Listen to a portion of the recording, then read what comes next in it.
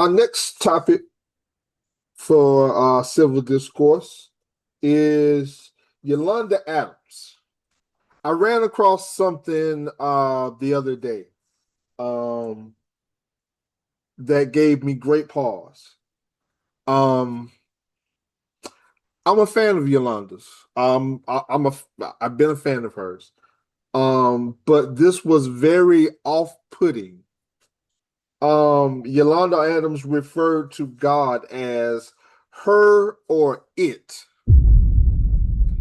And she was making the correlation between not knowing what God is and things of that nature when in the Bible we know what God is.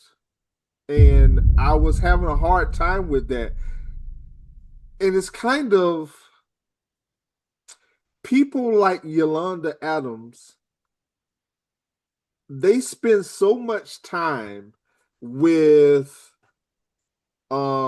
these with actors and with musicians and so many people. I think they start speaking like the world.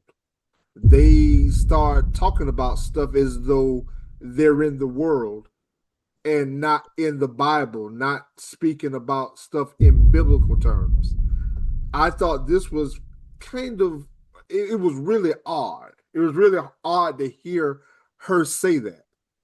And Hmm. I was wondering, like, where do you go next with that? Um, I was thinking, they spend so much time with other people, with these other people, these actors or these musicians or whoever they spend time with. And I think they start talking and speaking like them. So it's not that the musician is speaking like her or the actor is speaking like her. She starts to speak in a language that the actor or that the musician knows very well. And that's scary. Uh, hey man, this the thing, man. Like the last part you said, and about you supposed to influence the person, like the person don't supposed to influence you as a believer. This the thing, John. Just like you said, they spend so much time with these people, and it's to the point now that I think they rather be more accepted by these people than they do by the person who they need to be worried about being accepted by, which is God. This was some years back, man, and I think this when Trump was president the first time, and they was doing a prayer in the Senate.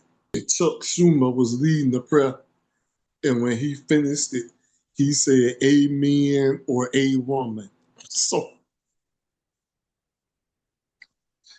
I was like, y'all know the word amen has nothing to do with gender. That's just like, that just means truly or something like that, man.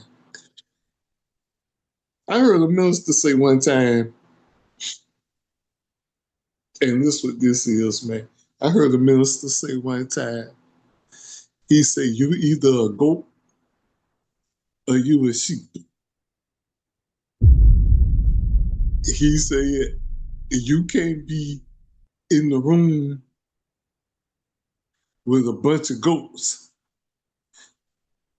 and you dressed up like the goat, but you tell the people you're a sheep.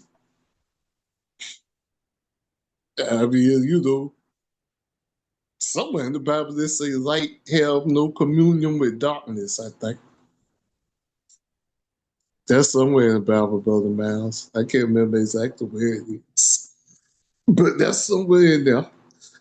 And somewhere in the Bible, Jesus said, and I didn't understand this like when I first got in church, but the more I read the Bible, the more I understood it. Because you remember when Jesus told the dude that it would be easier for a camel to get through the eye of a needle than it would for a rich person to get to heaven?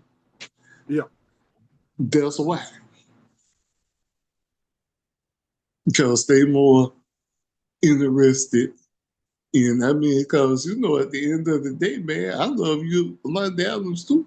But at the end of the day, you London Adams get her money selling music. So and that's just like an overall problem, man. Like people, that mean at some point, man, like I hear example, Nicki Minaj. Now Nicki Minaj, who I love, is this, rapper, all her lyrics be, a lot of them be raunchy and stuff like this. But this lady, because her grandma Christian, and Nicki Minaj grew up going to church. What Nicki Minaj used her influence to meet with the president and say, hey man, they slaughtering Christians in Nigeria. Why is Nicki Minaj leading that charge and not the religious folk? That's what I'm saying. Yeah. So the bravery, and she got way more to lose than Yolanda Adams. Because Yolanda Adams got people go bite her regardless. Nicki Minaj, luckily for her, she gained a whole bunch of new fans because, people who don't even listen to rap, everything she sell, they go bad just because they like her for standing up for something. So, man, I just think sometimes what people might think is going to be negative, that's really meant to be a blessing for you, man. God just saying what you going to do.